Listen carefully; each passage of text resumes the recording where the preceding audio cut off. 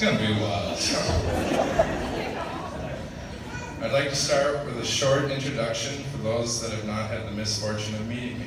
My name is Jeff. My friends call me Jeff. You can call me Jeff. I'm Taylor's better-looking, red-haired brother.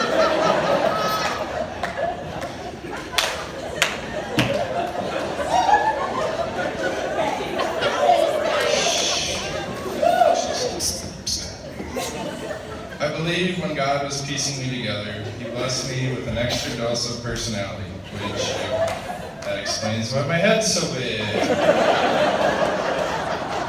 But as a payment for my unique character and sense of humor, He decided to remove my filter. And that is why I apologize for what you're about to hear in the next 45 minutes. Yes, I know you're disappointed.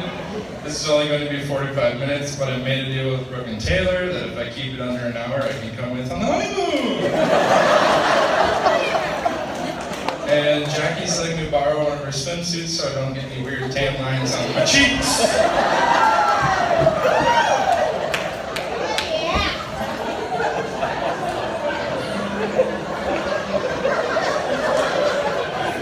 Yeah, I don't know where this is going either. So.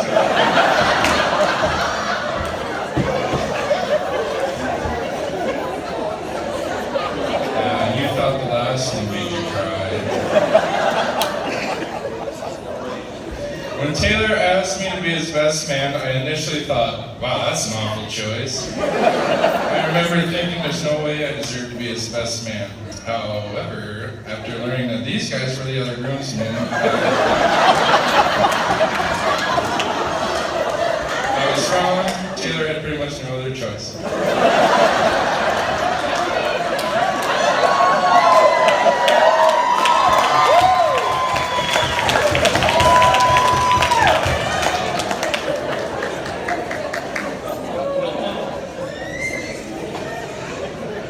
Days after that exchange, I came to the realization that I would have to give this speech. I was not nervous, I was not scared, because I figured nobody likes Brooke and Taylor enough to go to their wedding. But here we are, I've been proven wrong big time.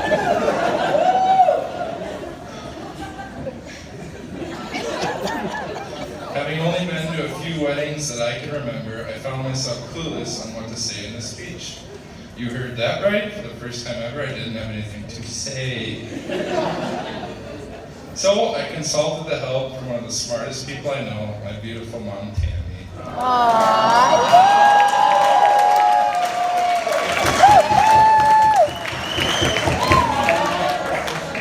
And I asked her if she would make me some lunch while I Googled what I should say in my speech.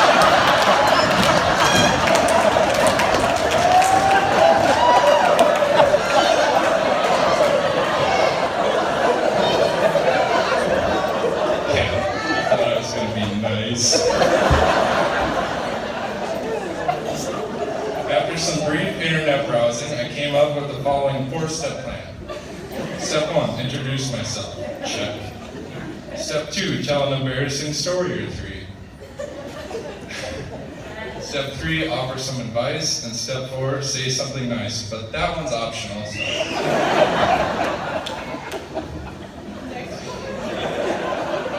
I've already introduced myself, so let's get to the embarrassing stories.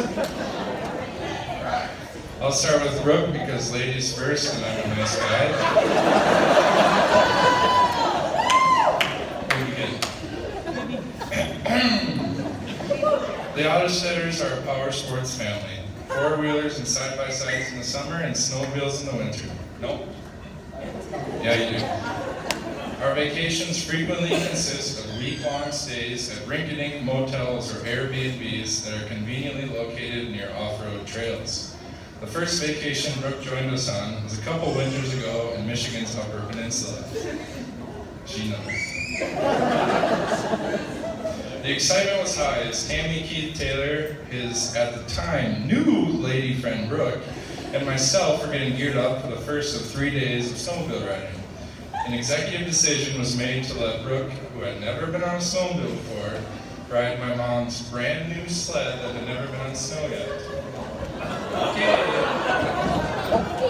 Don't get ahead of me.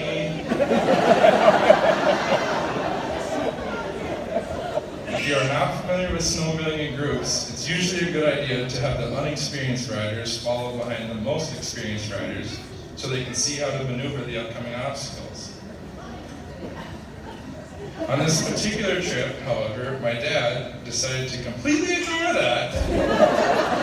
Instead of letting Brooke ride behind the most experienced rider, Keith, or Taylor, the most skilled rider, just ask him, or the most careful rider, Tammy, Brooke found herself in line right behind Jeff the Speed Demon.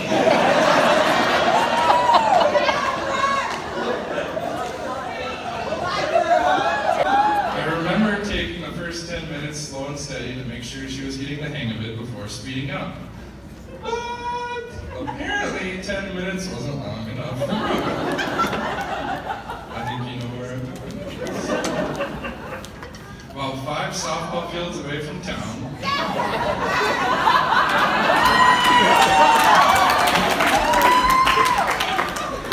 the trail turned left, and Brooke listened to Keith's advice of, when in doubt, throttle it out,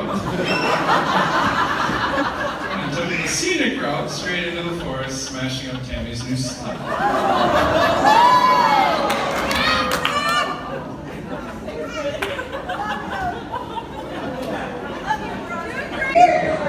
Brooke claims that she redeemed herself on last year's snowmobile trip, but I disagree.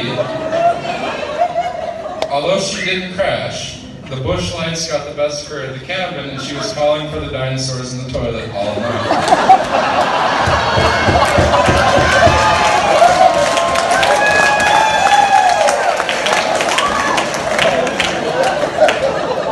Okay, Taylor, your turn.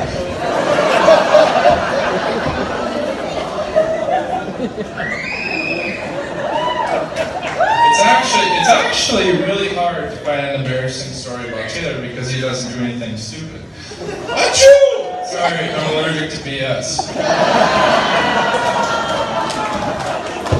He has more blonde moments than a hair salon. It was really hard to pick one, but I think I got it. Alright. About 10-ish years ago, Keith took Taylor and I for a morning duck hunt.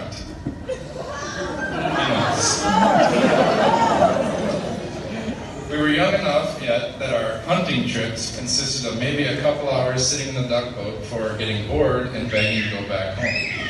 But this particular trip was cut short for a different reason. Unfortunately for Taylor, our boat was not equipped with a porta potty.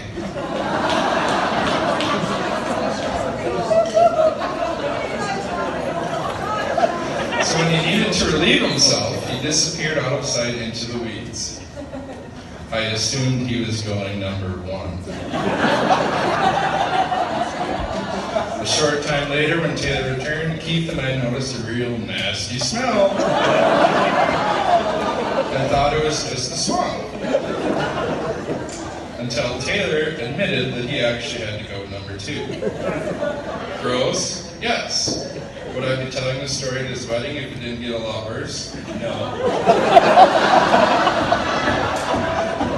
After apologizing to the swamp for accusing it of being the source of the foul smell, my dad jokingly asked Taylor if he crapped in his waves. While washing his hands in the swamp, Taylor replied, no. But it might have rolled in them.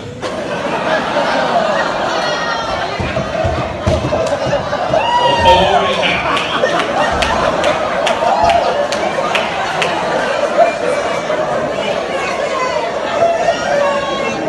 Now, if you've ever walked on a floating cattail block, it sinks a little where your feet are. Making a downhill slope all around you. Enough of a slope that if you drop something on the weeds, like, I don't know, a really big Tootsie Roll, it would roll down towards your feet or into your rubber waders.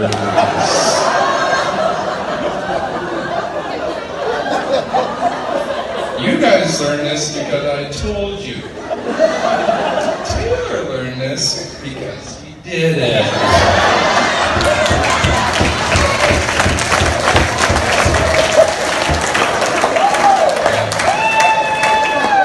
It gets worse, don't worry. Being that he was still standing in the swamp, he wasn't able to take the waders off and remove the dookie. He had to find a more creative solution. Hence why he was washing his hands and why he decided to stop playing baseball. Yeah. He threw it at him. I told him I wouldn't bring this part up, but it's only fair the bush lights also caught up to him and his bachelor party and a similar experience occurred.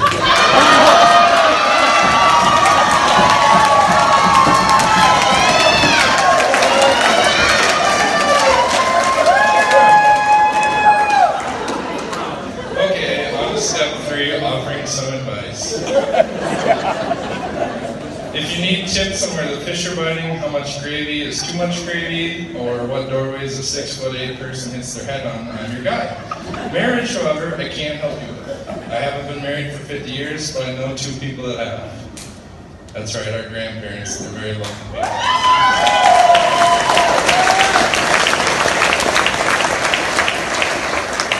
Perfect role models, that's my advice. Finally, it's time for step 4, saying something nice. Taylor and Brooke, I think you're pretty cool. Okay, that's it! Just kidding. Taylor, thank you for being the most respectful, considerate man and to truly do anything for his family. You've been a great example to look up to. Our parents did a great job with you.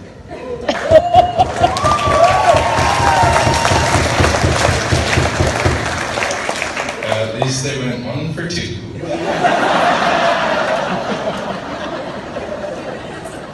Brooke, welcome to the family. Sorry about the super long last name, but if I could learn it as a toddler, hopefully you can get it down in a few years. We've all enjoyed getting to know you. The whole family loves you. You're super fun. You make Taylor happy, and best of all, you usually bring treats when you visit. You two seem like a perfect fit, and I'm excited for a fun-filled future. Thank you for letting me ramble. I'd like to propose a toast to Bush Light and the Outer Setters.